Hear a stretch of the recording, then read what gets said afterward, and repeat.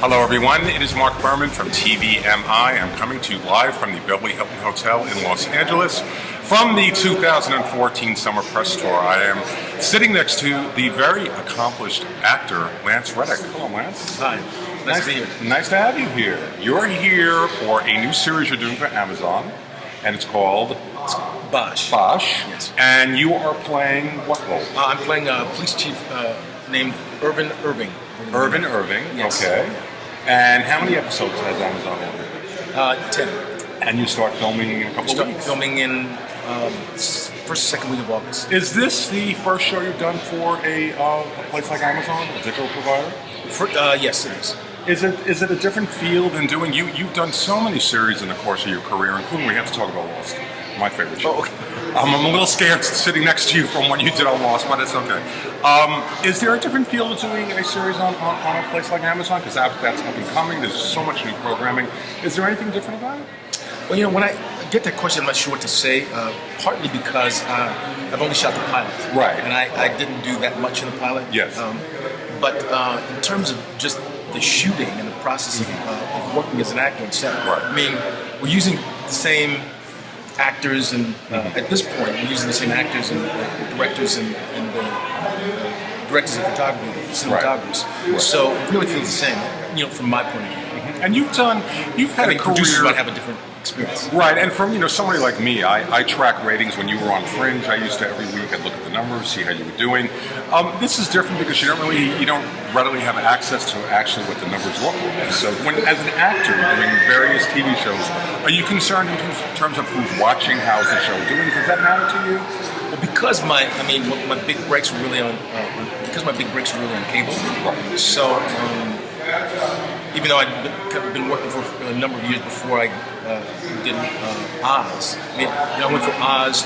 I went from The Corner to Oz to The Wire within a 2-year period, and then I was on The Wire for 5 seasons. Right. So with all of those things, HBO we never talked about numbers. So even though I went straight from with Lost in the middle, right, went straight from The Wire to Fringe. Even though Fringe was a network, I remember the second or third week of shooting, somebody was talking about the numbers and worrying about us staying on the air, and that was really foreign to me. Right. And I never got into the habit of worrying about it. So your job obviously is doing the role, doing it the best of your ability, not worrying about what the ratings are.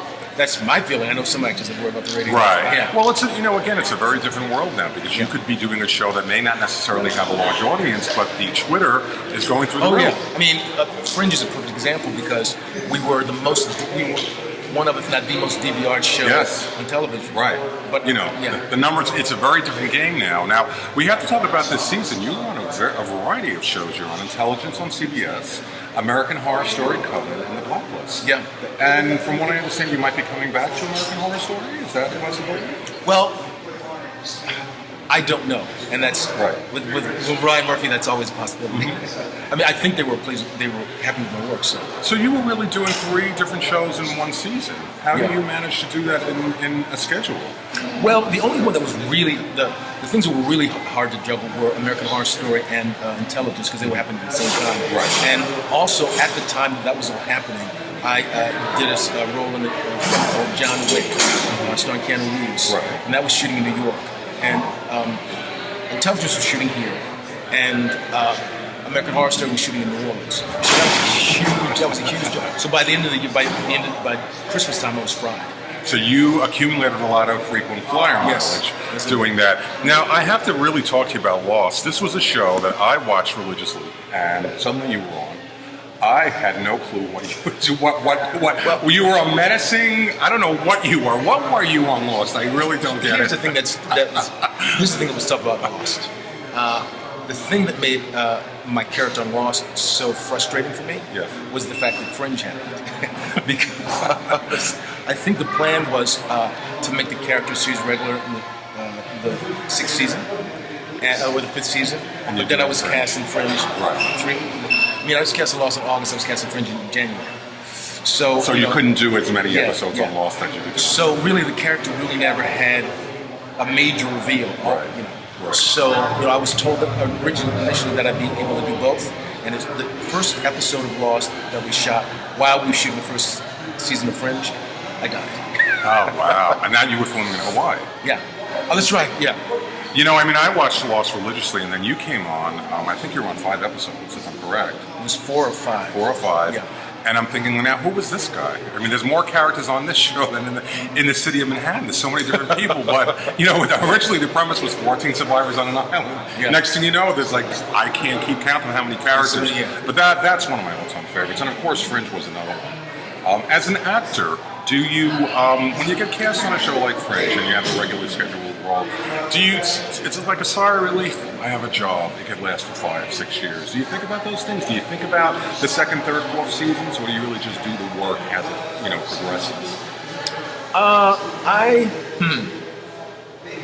Well, you know, it's interesting because for me with Fringe, when I read the pilot, right.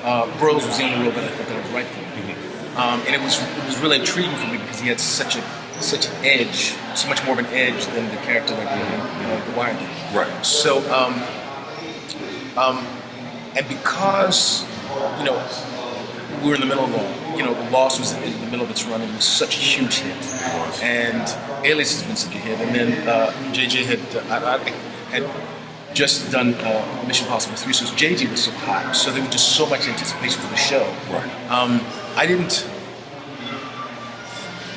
I really thought we were going to get picked up, and then once we did get picked up, I thought we were going to be I just thought we were going to be a huge hit.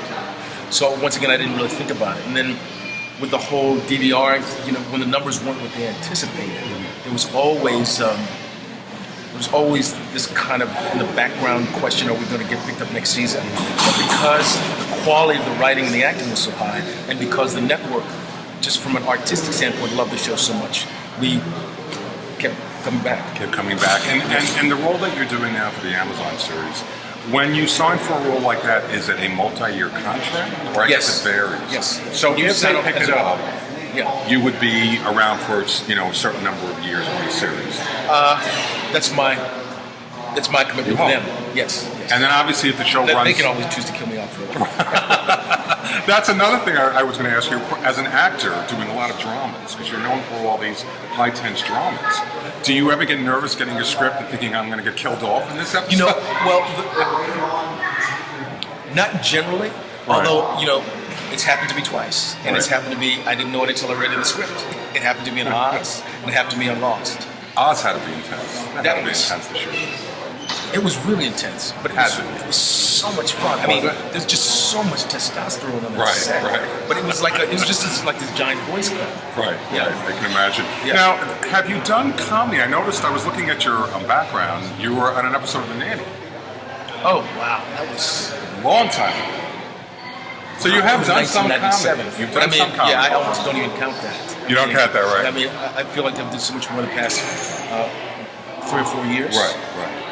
So would you consider, if somebody came to you and said, we're doing a comedy, we want you to play so-and-so, would you consider something like that? Oh, yeah. I did Wilfred, I did Always Sunny in Philadelphia. Right.